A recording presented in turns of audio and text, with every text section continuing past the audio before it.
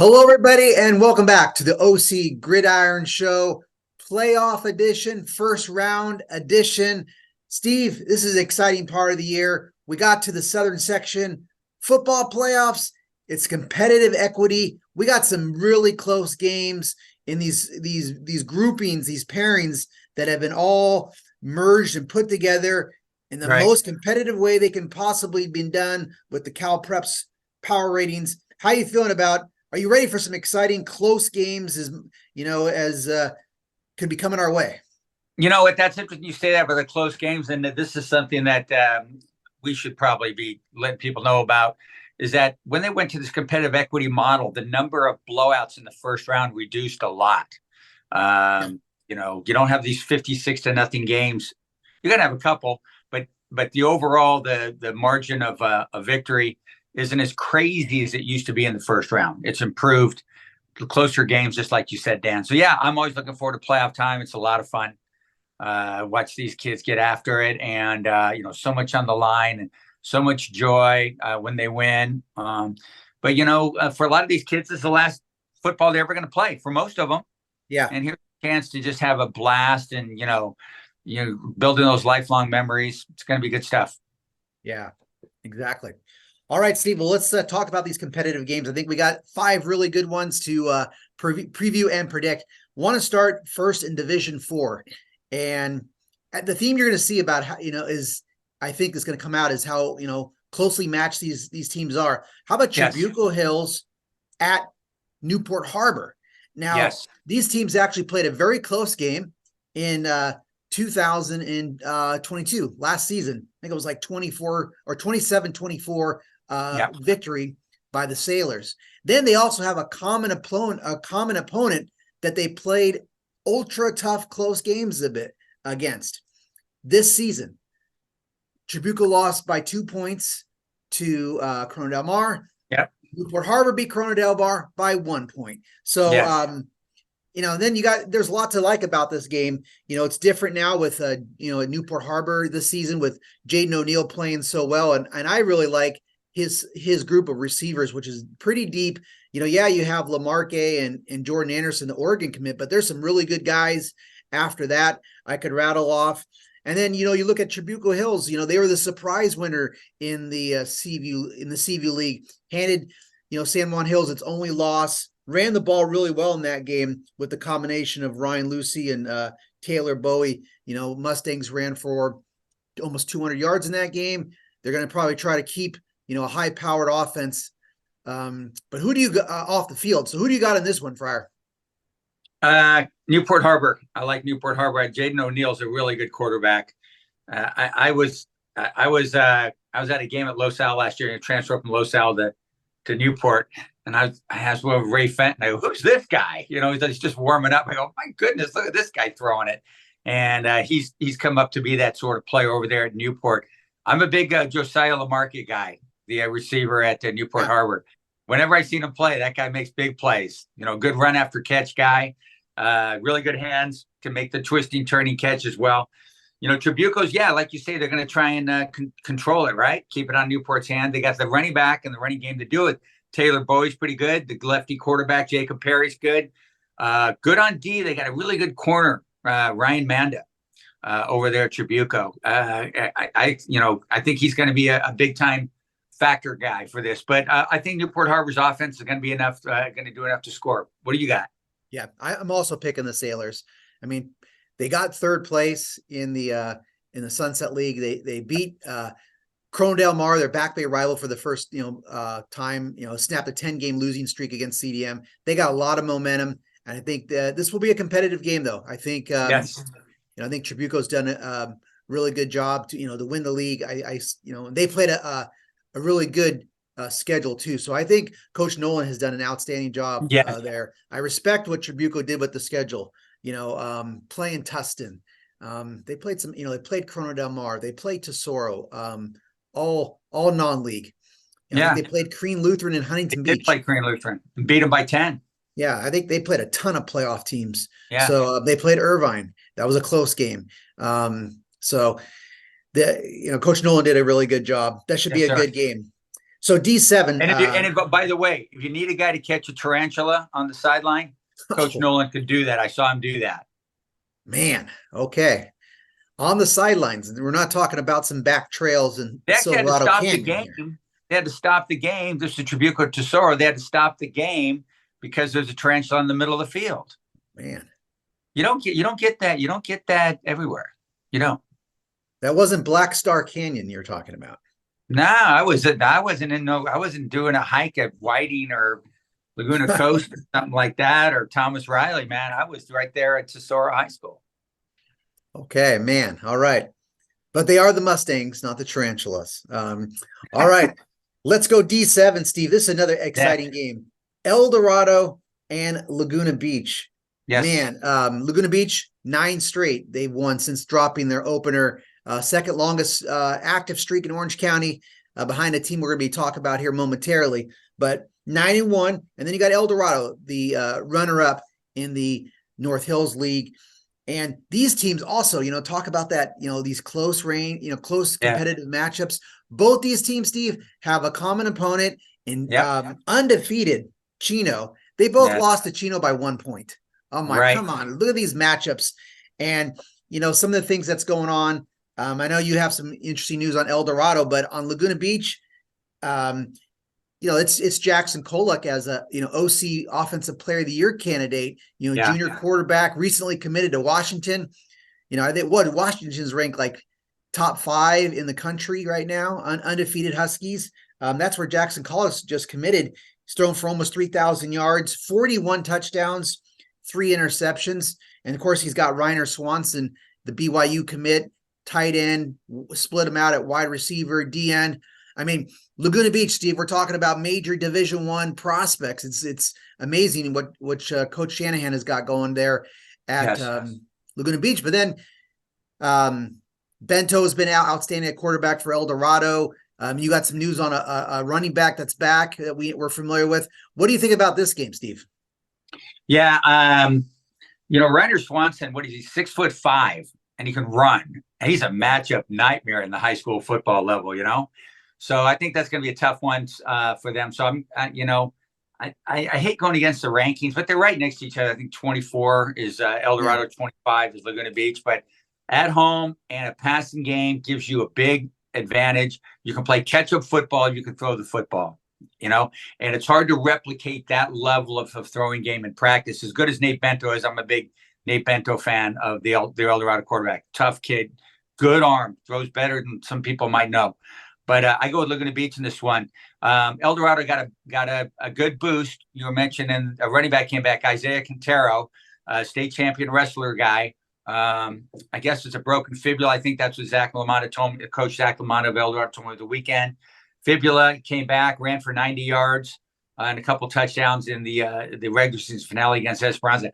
Having him back is major. Although J.P. Murray carried the ball really well and did some cool things, and Bento's a good runner as well.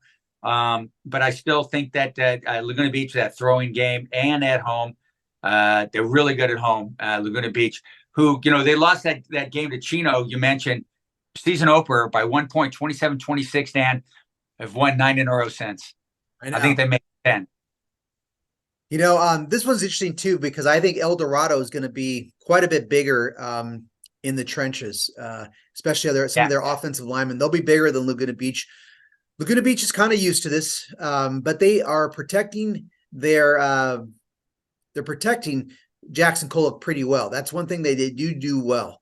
And the Breakers, they coach them up pretty well. I mean, they got that all-star coaching staff there at Laguna Beach with Mitch Olson and Coach Selby and even Coach Masarenka, along with Coach Shanahan. They're going to be tough at home. I think that's going to be a close game. I won't be surprised if El Dorado pulls that one off, but I'm picking Laguna Beach. So we're 2 for 2 on these ones. Okay. So how about Palos Verdes in Division II coming into speaking of undefeated, coming into Orange County to take on Mission Viejo, which is the South Coast League runner-up, and they're in Division II.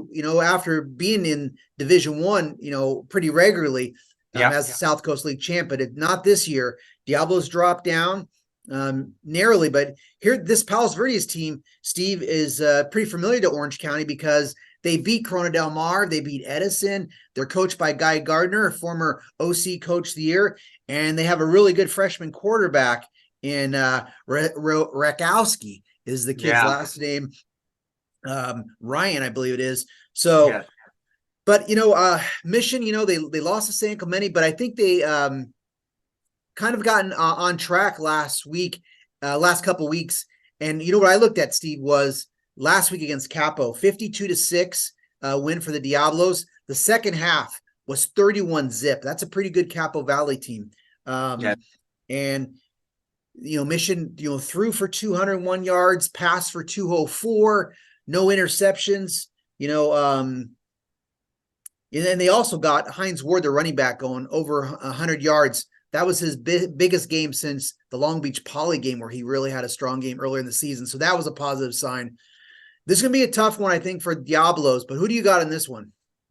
Isn't that something, a freshman quarterback like Ryan Wiczkowski, and we see him all over the place nowadays, the freshman quarterback, Palos Verdes, he's completed 73% of his passes, right? Yeah.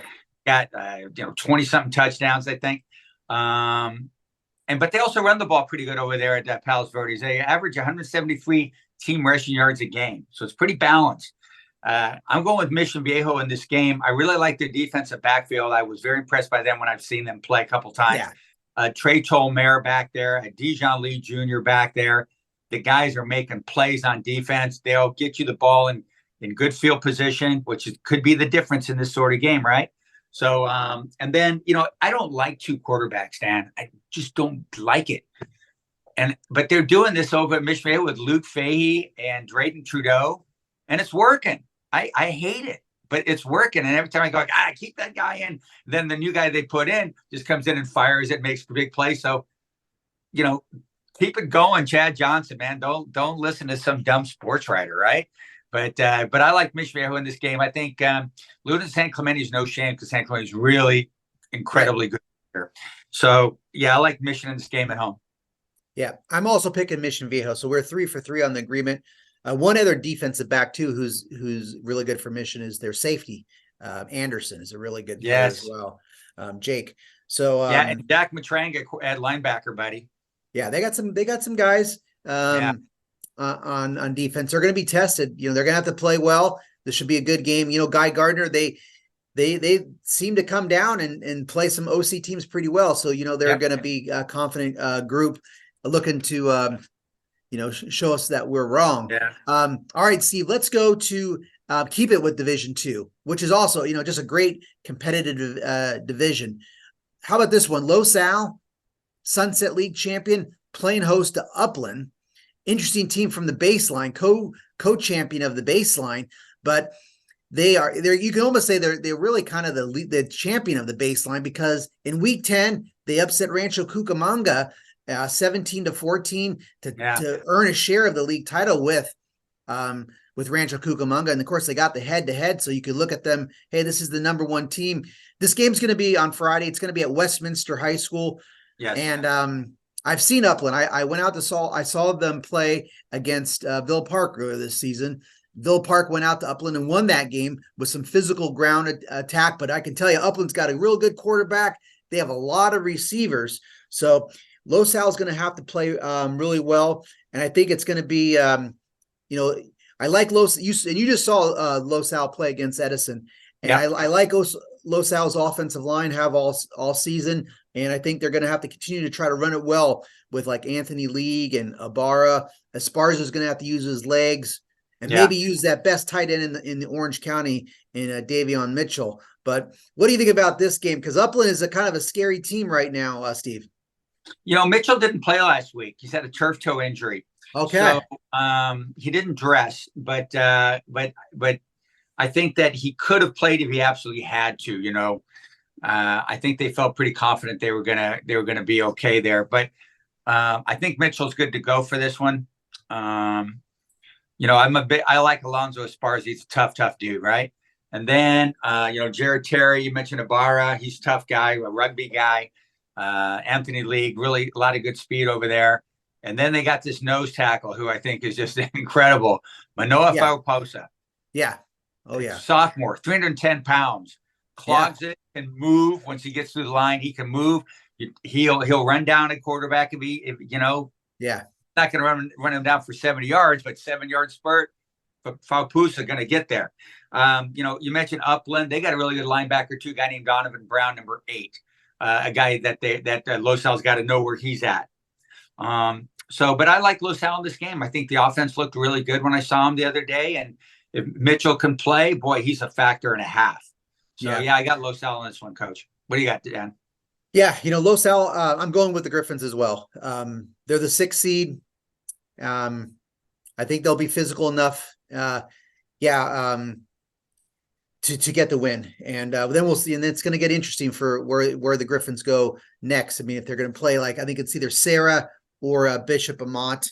But I got Upland, the 11th seed in this, really good Division II. So going to be a good game, I think, at Westminster High School. All right, one more to go. This is a game I'm going to be at on Friday, and there's so many good games to pick. When you asked me which game I was interested in covering, I was like, hey, I got some research to do. I'll get back to you. That's funny. I'll get back to you in a day, because I got to look at all this stuff. Like, this is not easy decision stuff. And after my research, I settled in on Tustin and Warren in Division III. Tustin at home. Hey, they're the only undefeated team in Orange County at 10-0. They in the regular season, they're coming off a big win in the Empire League against Cyprus, 49-17. They got the dynamic duo of Messi running the ball, and with Mac Allen, and then Warren, 8-2. They won their league, the Gateway League. They beat Downey, solid Downey team, 28-21 at SoFi Stadium, the first high school game played at SoFi. This Warren team has traveled, to Kentucky for a game and narrowly lost. They played Sarah of Gardena. They had a tough one, but Sarah Gardena's in, that's the team that's in Division II as the number 3 seed. That's a team that just played Sierra Canyon pretty close. So that's a good team that they played. So they've played a good schedule. I think this could be a good game. And then if that's not enough, you got a really good junior quarterback at Warren and their Madden kid, junior. Yeah. And they have a former OC player, Jordan Ross from Pacifica, is a really good wide receiver. One-time Pacifica Mariner there, who's at Warren. But you think Tustin's going to go to 11-0, Steve? Yeah, I think they will. I'm glad you mentioned Mackenzie Allen. Estes is the guy, right? He's going to get most of the carries. But Allen, I just had to double check it. 25 carries for 446 yards. That is 10 touchdowns in there too. That's 17 yards a carry, Dan. Yeah. And then as a receiver, he averages 20 yards a catch, 10 touchdowns receiving. The guy just he's not going to touch the ball unless he can take it to the end zone. That's just his style.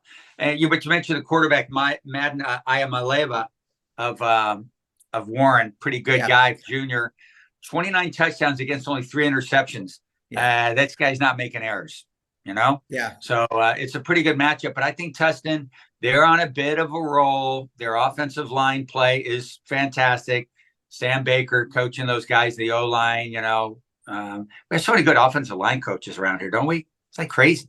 And Sam's right, one of those elite guys, getting a lot out of his troops up front. War pigs or whatever you want to call them. They're dynamite. But I think Tustin's on a roll here, and I just don't. I see them winning a couple more games. Yep. All right. I also got Tustin. I think this is gonna be a good game. Yeah. I think Stupin, the quarterback at Tustin's gonna have to continue to play well, steady, field general, and he's gonna have, and they're gonna have Tustin as overall is gonna have to not make many mistakes. They're going to have to, play some almost error-free football. And I'm also looking forward to those DB matchups, for Tustin. They got a good one in Hawkins. Maybe he's the matchup the UCLA commit. Maybe he's matching up with Jordan Ross. That could be pretty entertaining. We'll see how Tustin plays it, but that's where I'm going to be on Friday. Where are you going to be, Steve? I'm going to make the trip down to Laguna. And that's what I thought it was. Dorado against Laguna. Be my first look this season at Jackson Collick, who, I think he's really a special guy. He's, when we talk about people and, so many good quarterbacks, I always say in 6 years or something like that, that's the guy that we're going to be talking about, like the guy from Orange County. I think that might be the guy. He's a pretty tough kid too. He stands in the pocket and he'll run and scramble. He'll take hits. He's kind of talked about it. He'll do whatever it kind of takes to win. He has that kind of mentality. He's a gamer, and so is Reiner, who's going to be, he's going to be a factor. We're talking about some ground attack and by El Dorado. That's going to be a tough game. I that's the one we agree on all our picks. That's the one I probably struggled with the most because I think El Dorado's got some big linemen, but I know Laguna Beach is kind of used to that, and they have a couple big guys, including Reiner. But he's we'll see how much can one guy do. I know it's tough. He plays both ways too. I mean, Laguna Beach will figure some way to rise, I guess, to this challenge. But El Dorado is gonna be a tough one. That's gonna be a good atmosphere down there. When I saw El Dorado smack Foothill, I was impressed. I go, oh my goodness. They were, you said line play. That's where it was on both sides of football when I saw that. But it's how you play the day you play. And so that's a good game you got there. So hey, I think there's a lot of good games out there. And I hope everybody, congrats to everybody who made the playoffs. And good luck to all the teams. It's going to be an exciting first round. We'll be back next week. Then we can start to talk about Division I next week. Division I is off. That's why there was everyone's in Division I. It's an 18 bracket. That's why you heard no Division I talk about Mater Dei, Bosco, Santa Margarita, and Olu, San Clemente, and all those guys. I think this is the first time in a long time you and I have talked football without mentioning the T word, Trinity. We did not talk. Yeah, there's one team playing this week from the Trinity. All six of them made the playoffs. And Servite is playing in Division II against Valencia. But hey, the Sunset League, all the Sunset League teams made it, Steve. How about that? Yeah, that's pretty cool. That's a good league. It's always the more the merrier, when you get a league's really good and you want to see them all represented. I think that's pretty hot. All right. Hey, say hi to us at the game and be sure to follow our coverage on OCVarsity all this week.